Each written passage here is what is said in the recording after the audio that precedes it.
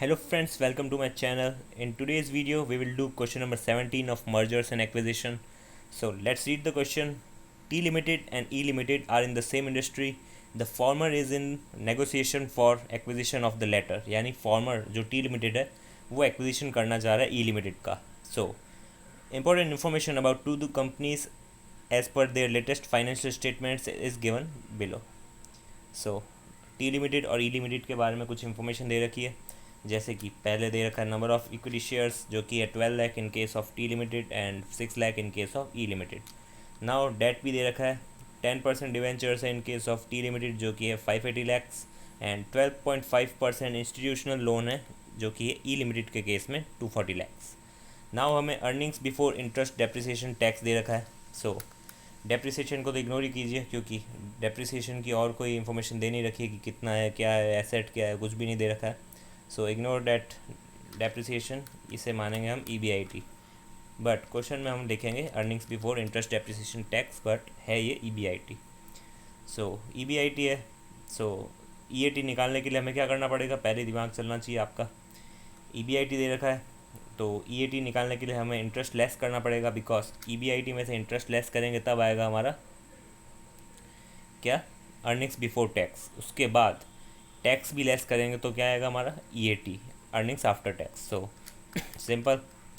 अब आप कहेंगे इंटरेस्ट कहाँ से आएगा, इंटरेस्ट आएगा आपको दे रखा है डिबेंचर्स जो है in case of T limited 580 lakhs के, उन पे है इंटरेस्ट कितना 10%. सो 58 हो गया इंटरेस्ट. एंड टैक्स परसेंटेज आपको नीचे कहीं दे रखा होगा, ये रहा tax rate of two companies 30%. So simple interest और टैक्स लेस करेंगे तो हमारा EAT आ जाएगा. और same in case of E limited 240 lakhs, sorry हाँ 240 लैक्स है इंस्टीट्यूशनल लोन. सो उस पर 12.5%, तो 240 मल्टीप्लाई बाय 12.5% तो आ गया 30, जो कि हो गया हमारा इंटरेस्ट. सो EBIT में से इंटरेस्ट लेस किया, फिर टैक्स लेस करेंगे तो आ जाएगा हमारा EAT. सिंपल. अभी से ये थॉट प्रोसेस चलना चाहिए आपका.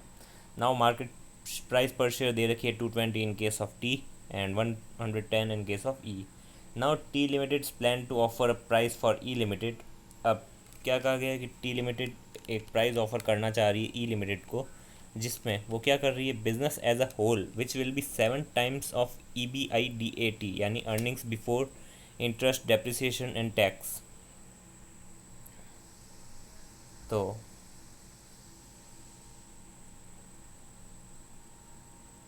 reduced by outstanding debt to be discharged by own shares at market price. अब इस लाइन का मतलब क्या हुआ, ये जो लाइन है पूरी, इसका मतलब क्या हुआ, इसका मतलब हुआ टी लिमिटेड चाह रही है एक्वायर करना ई लिमिटेड को किस प्राइस पे, उसकी यानी ई लिमिटेड की 7 टाइम्स EBIDAT, ये जो अमाउंट है 115.71, इसका 7 गुना करेंगे. उसके बाद उसमें से लेस कर देंगे outstanding date, not interest, total date less करेंगे हम. उसके बाद क्या कहा गया है उसमें, उतना तो हो गया अपना कंसिडरेशन, बट हमें अगर नंबर ऑफ़ शेयर्स निकालना है तो हम डिवाइड कर देंगे उसको किसकी मार्केट प्राइस से, टी लिमिटेड की खुद की मार्केट प्राइस से. ओके. सो ये भी कैलकुलेट करेंगे हम अभी, बट ये फर्स्ट कंडीशन थी जो सोच रहा है T limited. Now E limited क्या सोच रहा है, E limited is planning to seek 1 share in T limited for every 2 shares in E limited. Simple. Swap ratio क्या आ गया 0.5, क्योंकि for every 2 shares T limited issue करेगी 1 शेयर. ये ई लिमिटेड प्लान कर रहा है. Okay. Based on the market price. So tax rate दोनों की दे रखी है 30%, हमने देख लिया. अब हमें क्या करना है, इसमें 2 तरह के ऑफ़र है, एक टी लिमिटेड कुछ और सोच रहा है, ई लिमिटेड कुछ और सोच रहा है. तो दोनों की तरफ से हमें कुछ प्लान्स डिस्कस करना है और कुछ अमाउंट्स निकालना है. सो calculate and show the following under both alternatives. T limiteds offer, जो टी लिमिटेड ऑफ़र करना चाह रहा है, एंड ई लिमिटेड्स प्लान, जो ई लिमिटेड का प्लान है. ये टी लिमिटेड का ऑफ़र, ये ई लिमिटेड का plan. Okay. Now we will start with the main question. So first क्या पूछा है, नेट कंसिडरेशन पेबल. तो नेट कंसिडरेशन पेबल कैसे निकलेगा फर्स्ट केस में, टी लिमिटेड के ऑफ़र के केस में. देखो पहले ही मैंने आपको ट्रांसलेशन बता दिया था लाइन का. क्या करना, T limited plans to offer a price for E limited. पहले तो business as a whole which will be 7 times of EBIDAT. ये जो फिगर है 115 25.71 जो EBIDAT है ई लिमिटेड के केस में, उसका 7 टाइम्स टी लिमिटेड देना चाह रहा है उसको, और उसमें से भी लेस कर देगा वो डेट आउटस्टैंडिंग जो कि है 12.5%। इंस्टीट्यूशनल लोन जो है 240 as a whole, because debt less करने को के लिए का है, उसका इंटरेस्ट लेस करने के लिए नहीं, तो 240 पूरा डिडक्ट करेंगे उस अमाउंट में से। सबसे पहले क्या किया, 115.71 को मल्टीप्लाई किया 7 टाइम्स, 809.97 आ गया, उसमें से डिडक्ट किया क्या, इंस्टीट्यूशनल लोन जो कि है 240, तो आ गया 569.97। तो ये इतने पैसे वो देना चाह रहा है टी लिमिटेड। ओके, तो टी लिमिटेड का नेट कंसिडरेशन पेबल आ गया। नाउ कितना देना चाह रहा है, 569.97। तो ये फर्स्ट का आंसर है। इन पहले टी लिमिटेड के केस की बात कर लेते हैं। ओके, उसके बाद ई लिमिटेड के केस की बात करेंगे। तो पहले अल्टरनेटिव की बात कर रहे हैं जो कि है ये वाला। ओके, नाउ फर्स्ट हो गया। Now second point is number of shares to be issued by T limited. Okay, divide कर दो, सिंपल। जो नेट कंसिडरेशन पेबल आया था 569.97, उसको डिवाइड कर दो किससे, नंबर ऑफ इक्विटी शेयर्स किसके, ई लिमिटेड के।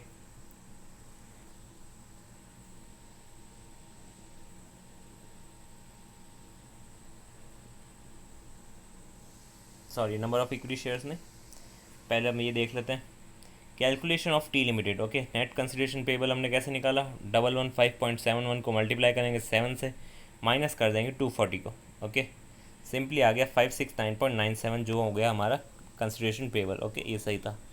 नाउ नंबर ऑफ शेयर्स कैसे निकलेंगे हमारे, टोटल कंसिडरेशन जो हमने अभी निकाला ना 569.97 लैक्स, उसमें नंबर ऑफ शेयर कैसे निकलेंगे, by dividing market price of acquiring company. Why, क्योंकि अपन ये पढ़ना भूल गए, ये क्या लिखा हुआ है, to be discharge by own share at market price. इसमें साफ साफ लिखा गया है कि डिस्चार्ज कैसे होगा, बाय ओन शेयर्स, यानी टी लिमिटेड के खुद के शेयर्स एट मार्केट प्राइस, तो उसकी मार्केट प्राइस से डिवाइड कर देंगे, तो आ गया हमारा number of shares 2.59 lakhs. Okay, so second भी निकल गया। नेक्स्ट हमसे पूछा है post merger EPS. Post merger EPS का फॉर्मूला आप सबको पता ही है, earnings after tax of acquire company plus earnings after tax of target company divided by n plus delta n. Earnings after tax acquire company का कैसे निकलेगा, simple, क्या किया अपन ने, 400.86 जो EBIDAT है 400.86, उसमें से लेस कर दिया क्या, इंटरेस्ट। इंटरेस्ट कैसे निकालेंगे, 580 मल्टीप्लाई बाय 10%, तो कितना आ गया 58, लेस किया, उसके बाद 30% टैक्स लेस कर दिया।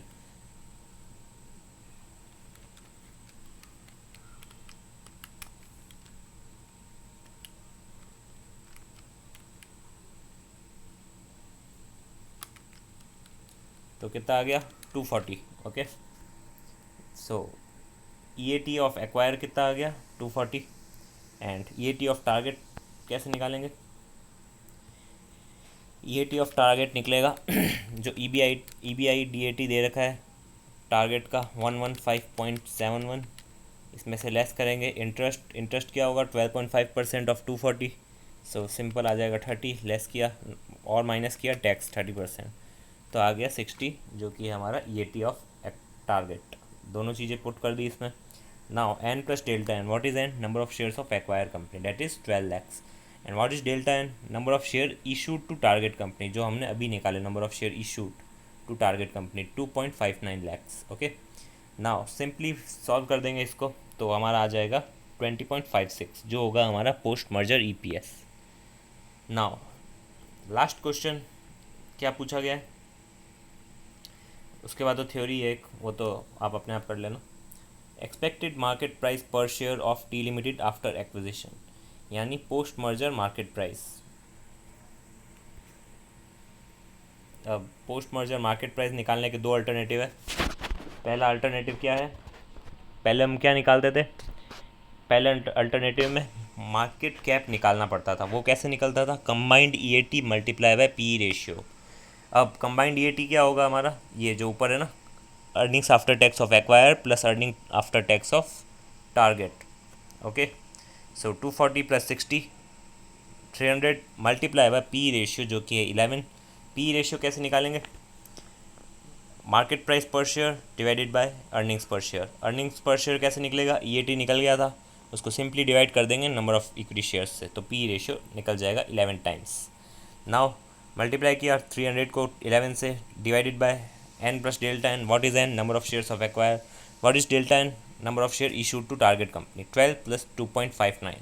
सो सिंपली इसको सम कर दिया और डिवाइड कर दिया 3300 को 14.59 से, तो आ गया 226.18, जो कि होगा हमारा पोस्ट मर्जर एमपी यानी market price, post merger market price. ये तो था अल्टरनेटिव 1। अगर किसी को ये नहीं समझ आता तो एक और मेथड है इसका। अब देखो पी रेशियो तो हमने वैसे ही निकाल दिया और पोस्ट मर्जर ईपीएस हमें पता है, तो इसका सिंपल सा फॉर्मूला होता है। What is the formula of P ratio? Market price divided by earnings per share. So what is the, हमें क्या निकालना है? Market price. तो हम सिंपली ईपीएस को उधर ट्रांसफ़र कर देंगे, ओके, पी रेशियो के साथ। तो फॉर्मूला क्या बन जाएगा? Post merger market price equal to P ratio multiply by post merger EPS. Simply 20.56 जो हमारा पोस्ट मर्जर ईपीएस यहाँ पे निकला था 20.56, उसको मल्टीप्लाई करेंगे हम अगर पी रेशियो से डायरेक्ट, तो भी हमारा निकल जाएगा 226.16। उस केस में भी यही था, इस केस में भी यही है। तो सेम, दोनों में से कोई भी अल्टरनेटिव आपको पसंद आता है तो दोनों में से कोई भी अल्टरनेटिव आप एग्ज़ाम में कर सकते हैं, ओके। नाउ ये तो था पहला केस जो कि था calculation of T limiteds point of view. जो दो अल्टरनेटिव दे रखे थे ना, टी लिमिटेड के ऑफ़र और ई लिमिटेड का प्लान। तो अभी तो ये वाला हुआ जो टी लिमिटेड का ऑफ़र था, अब करेंगे हम ई लिमिटेड का प्लान। ई लिमिटेड के प्लान में सिंपल क्या दे रखा था? For every 2 shares in T limited, sorry, for every 2 shares in E limited, T limited issue करेगी 1 शेयर। तो स्वैप रेशियो कितना निकाला था हमने? 0.5, ओके। अब इस केस में हम कैसे इजीली कर सकते हैं, क्योंकि ये ज़्यादा सिंपल है, उसमें थोड़ी ज़्यादा कैलकुलेशंस थी, इसमें ज़्यादा कुछ नहीं है, simple calculation. In case of E limited net consideration कैसे निकलेगा? 0.5 है, तो सिंपल हर 2 शेयर के बदले 1 शेयर मिलेगा, यानी 6 लाख।